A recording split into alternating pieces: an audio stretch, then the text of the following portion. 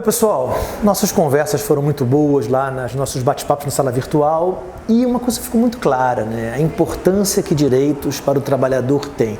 Aqui vou dar uma dica para vocês. Eu sei que a obra O Capital do Marx é enorme e o Marx escrevia até com fígado, então é um escrito meio raivoso, irônico, mas eu aconselho o seguinte, leiam pelo menos o capítulo 8 da obra O Capital. Por quê?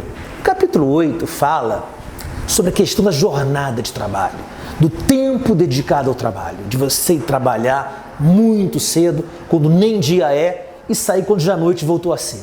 Ele destaca muito essa questão da exploração. E Marx, pessoal, passou por Alemanha, por França e na Inglaterra, viu a indústria pesada nascendo.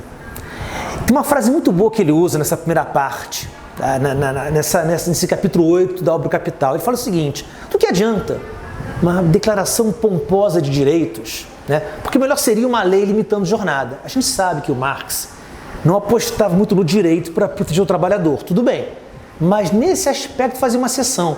Dizia ele, olha, não adianta uma declaração pomposa de direitos com liberdade, com igualdade, se falta uma lei limitando jornada. Dica para vocês, Marx, pessoal, as declarações que ele conheceu são declarações liberais, a declaração do bom povo da Virgínia, da Revolução Francesa. O que fazia Marx? Olha, eu leio declarações do bom povo da Virgínia, 1776, da Revolução Francesa, mas quando eu ando por aí eu vejo gente sendo hiperexplorada, trabalhador morrendo, precisando trabalhar.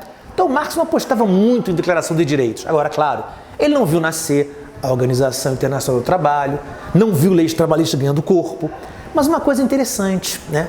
O Marx mostrava o seguinte, olha, quer proteger o ser humano, tem que ir mais a questões detalhistas. Não dá para proteger nos grandes planos, não dá para consagrar liberdade, igualdade e ficar só nessa.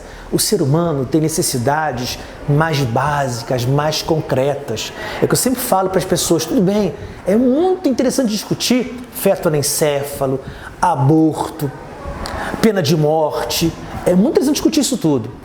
Mas é importante discutir também a pessoa ter de volta uma televisão que quebrou porque comprou muito ruim. Ou a pessoa ter hora extra, ter férias. Cuidado, porque direitos humanos têm que ter essa especificidade. Não adianta ficar no plano de altos valores e esquecer do cotidiano, né? O sujeito da esquina lá, o que ele quer é comprar televisão que funcione. Não funciona, troca. Trabalhou, ganha salário. E o posto de saúde é atendido. Ele quer coisas mais o direito tem que ser achado no chão da rua, não nos altos princípios. Enfim, eu diria a vocês, pessoal, que nossas conversas, foi muito bem feito esse caminho. Não adianta ficar nas proclamações idealistas, tem que pensar na concretização, em direitos mais cotidianos, mais simples, mas muito necessários. Agora vem um ponto interessante da reforma, a conversa nossa que travamos lá. A questão do empregado hipersuficiente, né? Aquela previsão do artigo 444, parágrafo único da CLT. É tal história. O que é esse empregado chamado, estranhamente para mim, de hipersuficiente? É aquele empregado que ganha salário igual ou maior que 2 vezes o teto do regime geral de previdência social. 11 mil e poucos reais. Então, diz lá a CLT, se o empregado ganhar um salário correspondente ao dobro ou mais do que o dobro do teto do regime de previdência, 11 mil e tantos reais, e se tiver curso de nível superior, ele vai ter uma liberdade negocial, tal como os sindicatos têm no plano coletivo, nos termos do artigo 611-A da CLT. Pessoal, não é nada. A reforma aqui fez algo que no Brasil não tinha acontecido antes, né? Teve muita lei já prejudicando o trabalhador simples, mas essa reforma, nesse aspecto, pega a classe média. Aqui não é o trabalhador comum que a gente vê nas varas do trabalho, ganha menos do que isso. Bem menos do que isso. Mas a reforma prevê isso, olha, se você tem curso de nível superior, se você ganha um salário mensal que é igual a 2 vezes ou maior, né, do que o teto do regime de previdência, você vai negociar no plano individual como um sindicato negocia no plano coletivo nos termos do artigo 611-A. Ou seja, imagina só, o sujeito ganha 11 mil reais, o dobro 11 mil e poucos reais, o dobro do teto da Previdência, ou um pouco mais. Mora de aluguel, a esposa não trabalha, tem 2 filhos na escola, 11 mil não está sobrando não. Resultado da história, esse trabalhador vai chegar na empresa dele, o empregador vai dizer, olha, você toparia uma redução do seu intervalo de descanso Você toparia? Né? É a tal história.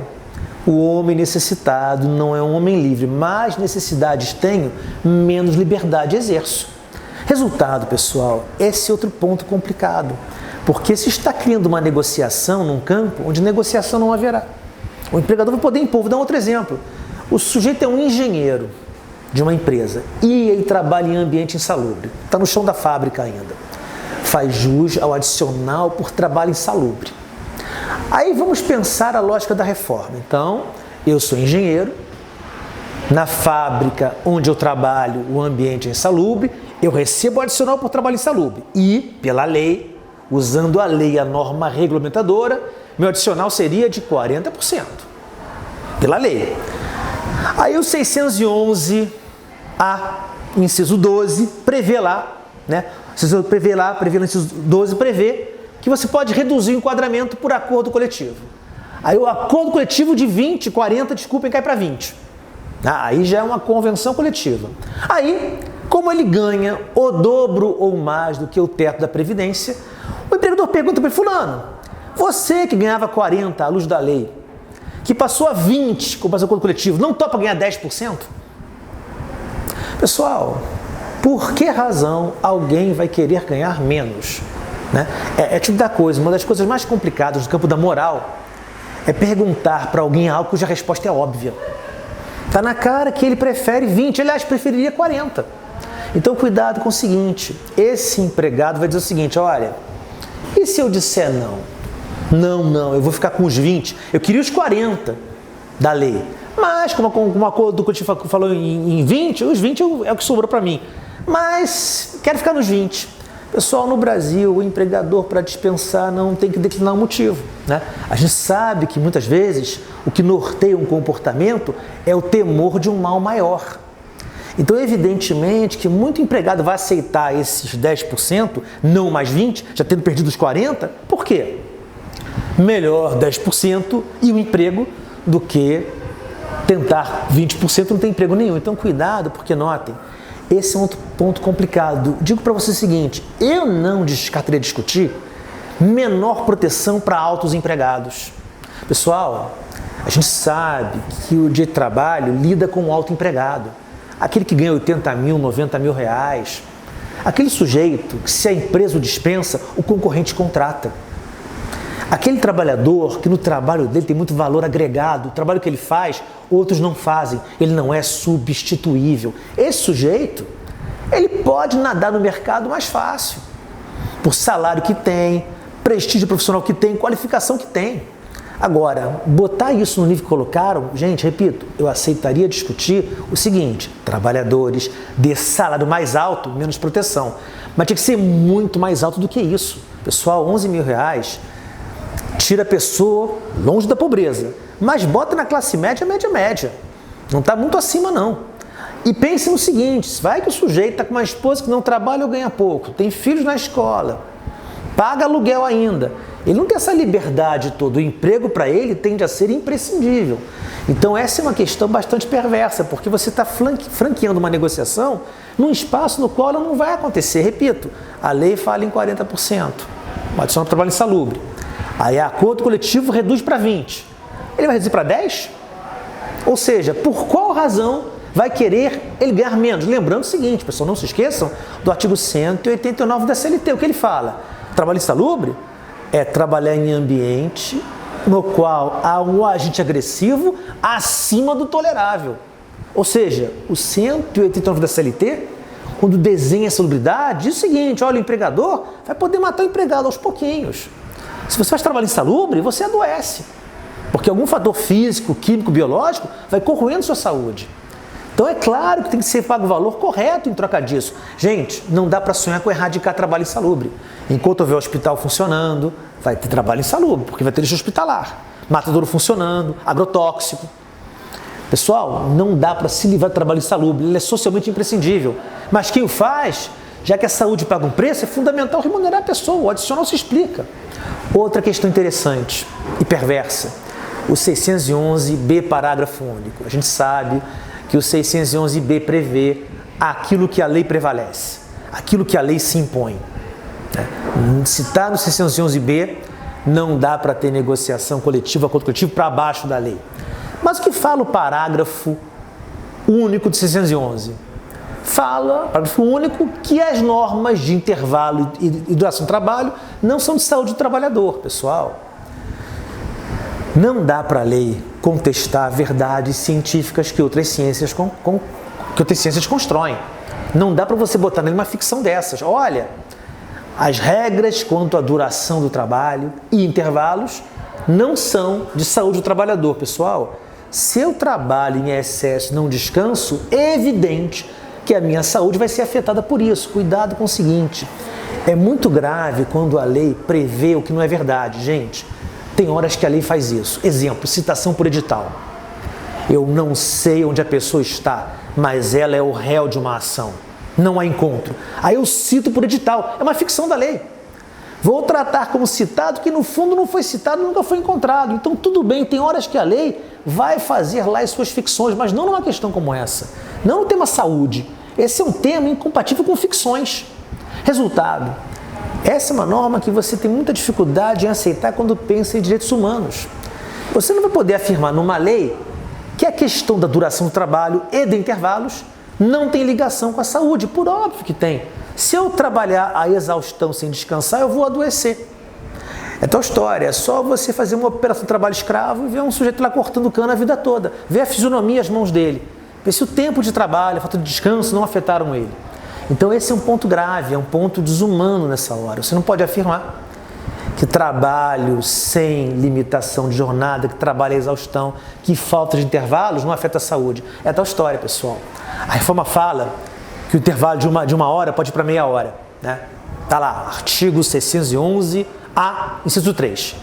Se eu trabalhar mais do que 6 horas até 8, o intervalo de uma hora pode ir para meia hora. Pessoal, isso é possível para um profissional intelectual. Você trabalha em escritório, trabalha 4 horas, desce e meia hora almoça, volta, trabalha 4 horas e vai para casa. Ele quer ir para casa mais cedo, inclusive. Aí dá para entender. Tá bom, olha, o seu trabalho é um trabalho intelectual. Isso dá para ser pensado. Alguém trabalhar 4 horas, para meia hora trabalhar 4. Isso é trabalho intelectual. Agora, e um sujeito na construção civil com mais de 50 anos?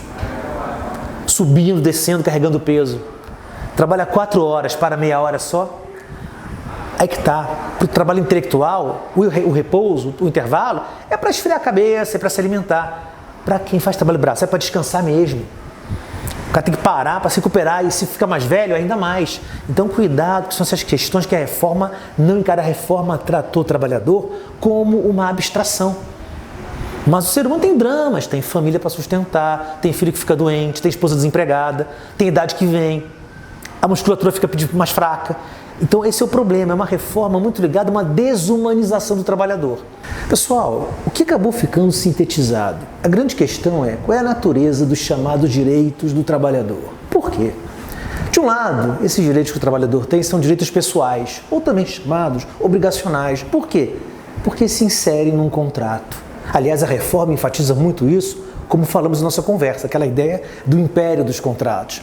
Mas acontece o seguinte, esses direitos dos trabalhadores não são só direitos pessoais ou obrigacionais, são os chamados direitos sociais também. Ou seja, são direitos que dão proteção jurídica à parte economicamente mais fraca. São direitos que têm uma tradição histórica de construção de luta de trabalhadores por greve, por organização de sindicato. São direitos que entraram nas constituições com a Constituição do México de 17, a alemã de 19, ou seja, são direitos contratuais sim, mas não são só isso, são direitos também com status constitucional e, aliás, por isso, vistos como direitos fundamentais, ou seja, direitos que têm a ver com um certo patamar civilizatório alcançado. E, aliás, são direitos humanos, por quê? São inerentes à condição humana. A rigor, muitas pessoas que vivem hoje vivem em função do trabalho, por isso que do trabalho devem vir direitos, ou seja, nas nossas conversas ficou muito claro esse aspecto multifacetado que esses direitos têm. São direitos pessoais, sim, diria alguém muito vinculado à lógica civilista, mas são direitos sociais, historicamente falando, são fundamentais para o olhar constitucional e são humanos quando eu penso numa questão civilizatória. Pois bem, é que está o ponto. Nessa hora, quando eu chego a essa percepção, eu vejo o quanto a reforma trabalhista traz de problemas. Por quê? Esses direitos fazem parte de uma história, portanto, fazem parte de valores assimilados pela sociedade. fazem parte de uma ordem jurídica que tem lá uma base bastante sólida. Pois bem, a reforma vem e faz as modificações que nós conversamos. Teve um ponto que para mim mereceu análise nas nossas conversas. Quando eu vou para o artigo 8º, lá da CLT, parágrafo 3º, redação que a reforma trabalhista deu, a gente viu lá que acordo coletivo, convenção coletiva, lá isso é chamado de, aspas, negócio jurídico. Será que realmente é um negócio jurídico? Porque notem, um conceito mais clássico possível, o que é um negócio jurídico? É aquele acordo de vontade entre as partes, partes determinadas, cada uma manifestando sua vontade e cada uma assumindo suas obrigações. Portanto, o negócio jurídico tem esse traço de ser uma figura delimitada. Ora, quando eu penso em acordo coletivo, convenção coletiva, no fundo, ainda que a lei diga, não são propriamente negócios jurídicos. Como a gente sempre falou na nossa área, que é a área trabalhista, são instrumentos normativos. Aquela famosa frase, convenção coletiva, tem corpo de contrato e alma de lei. Não dá para esquecer o seguinte, gente, e foram essas as nossas conversas em grande medida. Olha, o que está num acordo coletivo, a gente sabe, vale para empregador ou empregadores que assinaram, mas vale para os empregados todos, desse empregador, filiados ou não, se estiverem aonde? Na base territorial do sindicato de empregados que assinou de outro lado. Ou seja, o não filiado é alcançado pelo acordo coletivo. Digo mais, numa convenção coletiva. Está lá o sindicato de empregados pactuando algo com o sindicato de empregadores. Aquela convenção vale na base territorial comum aos dois sindicatos, onde ambos têm representatividade. E nessa base vale para quem? Para empregados da categoria todos, filiados ou não, ou seja, são atos cujo potencial vai para além dos signatários, para além de quem estava na Assembleia Sindical. Eu não era da categoria quando a Assembleia aconteceu, a convenção foi assinada, mas agora que eu sou, a convenção me alcança. Então não dá para chamar acordo coletivo e convenção coletiva de negócio jurídico. Essa é uma visão, a rigor, tecnicamente falando, equivocada. São instrumentos normativos, como nós sempre chamamos, e aqui vale buscar um autor das antigas, o Léon Duguy, um francês, lá do século XX, anos 20 do século XX. O Léon Duguy propôs uma classificação de atos jurídicos, muito boa a classificação dele, por mais que hoje descartada, muito boa, e já mostrava que acordo coletivo, convenção coletiva não são negócios jurídicos. Era a classificação do Duguy. Tinha os chamados atos subjetivos. O que é o ato subjetivo? É aquele onde impera a vontade dos envolvidos. É o contrato por excelência. O teor que o contrato vai ter, as partes vão combinar. Então o contrato seria o exemplo de ato subjetivo. Por quê? Pesa a vontade manifestada por um particular. Haveria o ato condição. O que é o ato condição? É quando eu manifesto vontade e no estatuto jurídico que a partir de então me alcança. Exemplo, casamento. Você quando casa, só por dizer sim ali, certas normas te alcançam porque antes não valiam para você. Ou a posse de um servidor público, é um ato condição também. Resultado, no ato subjetivo, o conteúdo do ato a parte fornece. No ato condição, no que eu manifesto uma aceitação, um estatuto jurídico que não me alcançava, passa a me alcançar. Agora, tem o ato regra, a terceira categoria. O ato regra é aquele ato que contém normas abstratas e genéricas para aplicar em qualquer caso que ele se enquadre, quem quer que seja os envolvidos. A lei é um ato regra. Pois bem, o que falava o Duguy? Dizia ele, em 1920, século passado, olha, negociações coletivas na área trabalhista são atos regra, não são atos subjetivos, porque aquilo vale para além dos signatários, vale para além de quem estava na Assembleia. Resultado, pessoal, isso é um problema da reforma e nós conversamos sobre isso. Só em sentido formal dá para chamar acordo coletivo, convenção coletiva de negócio jurídico. Na substância tem alma de lei, vai para além das partes. E aí vem um ponto importante, né? Fala lá o artigo 8º, parágrafo 3º, olha juiz, você quando for interpretar acordo coletivo, convenção coletiva, balizará a sua atuação pelo princípio da intervenção mínima. Quem disse que é um princípio? Aliás, né? E era bom perguntar para quem redigiu a reforma trabalhista, como nascem princípios? Porque, será que basta isso? Olha, eu insiro um parágrafo 4º no artigo 8º e falo princípio da intervenção mínima na interpretação, na avaliação de validade de acordo coletivo, convenção coletiva. Princípios não nascem assim. Pessoal, a lei não é o direito é mais do que a lei. Como nascem princípios? E não é como uma canetada numa lei. Princípios nascem porque valores sociais são construídos. Por que hoje se quer igualar a mulher ao homem no mercado de trabalho? Porque isso é justo para o nosso olhar. Mas essa é uma construção social de valores. Por que respeita-se a homofetividade? Porque é um valor construído. Isso não veio do nada. Então notem, princípios jurídicos, o primeiro passo, a base são valores sociais. Isso você não constrói da noite para o dia. São valores sociais historicamente construídos. Isso leva tempo. Aí tem a doutrina trabalhando o assunto e aí o sistema jurídico tem aquela ideia como uma ideia geral para ele. Assim nascem princípios, valores sociais consagrados, trajetória histórica feita, doutrina estabelecida, inserção no sistema como ideia básica do sistema. Pessoal, pense no princípio da moralidade administrativa. Como é que isso nasceu? Como nasceu a ideia de moralidade? Pessoal, a ideia de moralidade nasceu por quê? Se cobrou nas repúblicas que estados tivessem comportamento ético. Aí o francês Maurice Horriot falou disso, da moralidade, que a administração pública vai ter que atender uma expectativa ética que a sociedade tem. Ou seja, clamor por república, por estado ético, doutrina sobre o assunto, aí o Brasil, quando sai da ditadura, elabora a lei de 88 e coloca no artigo 37, princípio da moralidade.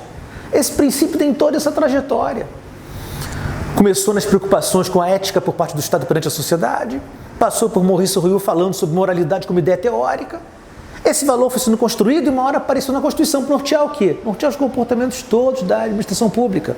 Um outro exemplo, devido ao processo legal, começa como? Lá na Magna Carta, com o rei João Sem Terra em 1215, assinando a Magna Carta, assumindo qual compromisso? Julgar os barões, segundo a lei da terra, julgar com justiça. Essa ideia, que era compromisso do rei com os barões, é um compromisso hoje do Estado com todos. Mas notem, começou lá em 1215 a noção devido ao processo legal, e a expressão nem era usada na Magna Carta, era a lei da terra, que se modernizou para devido ao processo legal, é a ideia do direito ao julgamento justo. Ou seja, isso começa na Idade Média para chegar hoje ao que é, no artigo 554 da Constituição. Princípios não nascem porque uma lei pontualmente os cita. Princípios nascem porque valores são construídos, porque uma história acontece, porque reflexão há e aquela norma entra como base para um sistema. Ou seja, não dá para ter uma norma criada e dizer, olha, nasceu um princípio novo. Da onde? Do nada. O direito não tem essa simplicidade. Agora tem um princípio da intervenção mínima. Algum valor social respalda isso? Alguma história houve para chegarmos lá? Algum doutrinador falou disso antes? Isso integra o sistema? Ao contrário, gente. Uma ideia sistemática é uma ideia abrangente para o direito. Boa-fé é um princípio, moralidade é um princípio, justiça é um princípio, proteção do trabalhador é um princípio. Intervenção mínima? Pessoal, como é que um princípio vai ter, por lógica, aplicar-se a uma situação única? Olha, esse é um princípio que se aplica só a acordo coletivo, convenção coletiva, e é um princípio que aplicado a ele exclui todos os outros. É uma compreensão simplista, reducionista, como conversamos. Então, cuidado, porque o artigo 8º fala em princípio da intervenção mínima. A meu ver, simplesmente não princípio. É quase que uma tentativa de negar princípios. Porque princípio que é princípio convive com outros. Você equilibra interesses. Aliás, querem ver como não dá para ter intervenção mínima? Exemplo simples. Uma assembleia de trabalhadores é para assinar um acordo coletivo. Uma das coisas que o empregador quer o seguinte, que no trabalho insalubre, como a reforma trabalhista permite, o adicional de 40% cai para 10%, o que eu acho um absurdo, para mim é inconstitucional. Mas vamos vencer essa etapa. Então tá, um empregador quer um acordo coletivo com um sindicato de empregados e o alvo dele é: eu quero adicional por insalubridade 40%, como a lei mandaria pagar pela situação que ali existe, para 10%. Do grau máximo para o mínimo. Pessoal, vai que nessa empresa tem 800 trabalhadores, dos quais 80 fazem trabalho insalubre, os outros não. Eles são uma minoria. Eu tenho 800 trabalhadores, potencialmente, uma assembleia para acordo coletivo, os 800 podem ir lá. Mas os 800 que estão lá, 80 fazem trabalho insalubre. Ou seja, você vai entregar para a maioria isso? Tipo, vai que na assembleia pintam lá 500. E os 80 interessados estão lá, porque estão preocupados com isso. Eu não quero reduzir meu adicional, mas eu estou entre os 80.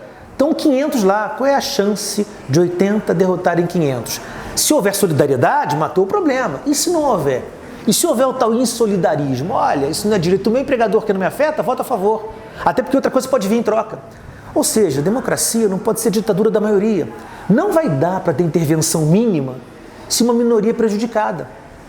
Pode ser minoria quem faz trabalho insalubre, quem faz turno ininterrupto, pode ser minoria um grupo de mulheres. Resultado, não dá para um juiz balizar, como a lei fala, sua atuação por intervenção mínima. Aliás, balizar é uma palavra péssima.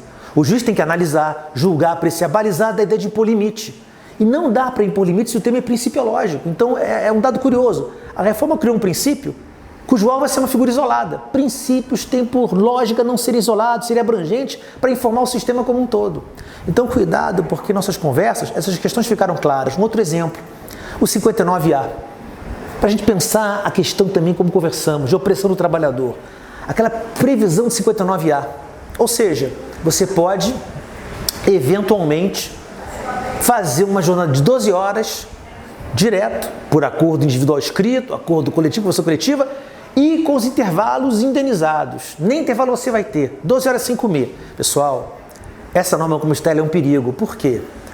Imaginem alguém que trabalha na saúde, um enfermeiro, um médico, auxiliar de enfermagem. Dá para trabalhar 12 horas numa emergência intensamente sem parar para comer? Você ser rendido por alguém para descansar um pouco? Impossível. Eu até reconheço, tudo bem, olha, vá lá. Imagina um vigia noturno. O cara está sozinho na empresa para, se alguém tentar furtar, chamar a polícia. É aquele trabalho de inação. Fico parado lá, meu trabalho é esse. Aí tudo bem, dá até para pensar. Vai ficar 12 horas lá, às 4 da manhã tem nem alguém para render ele.